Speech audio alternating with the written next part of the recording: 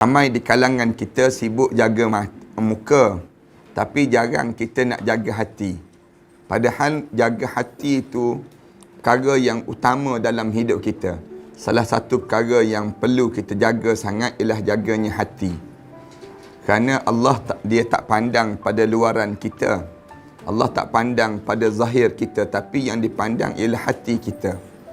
Ramai di kalangan kita sibuk jaga muka, tapi jarang kita nak jaga hati. Padahal jaga hati itu perkara yang utama dalam hidup kita.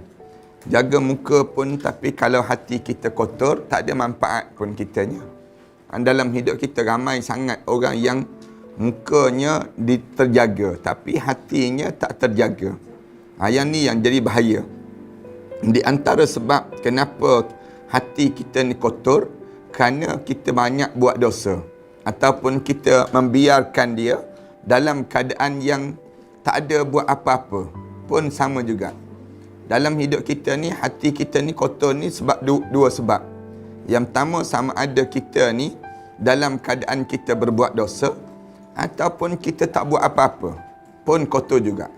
Dalam hidup kita ni, maknanya hati kita ni kena sentiasa hidup dan hidup. Tak boleh hati kita ni dalam keadaan yang diam saja. Kalau diam sahaja pun hati kita kotor juga. Sebagaimana kita tengok kenderaan kita ataupun kasut kita, kita letak je dalam dalam almari misal contohnya. Lama-lama berhabuk juga kasut kita ni sendiri. Dan dia akan jadi usang bagi kasut yang dibiarkan begitu saja. Demikian juga dengan hati kita. Hati kita ni kadang-kadang orang tanya, buat apa sekarang? Dia jawab, buat je dia sebut. Ni biasa orang kita jawab demikian. Tak ada kerja lah tu. Dia tak ada kerja ni menyebabkan dianya duduk saja-saja. Pun tak boleh juga.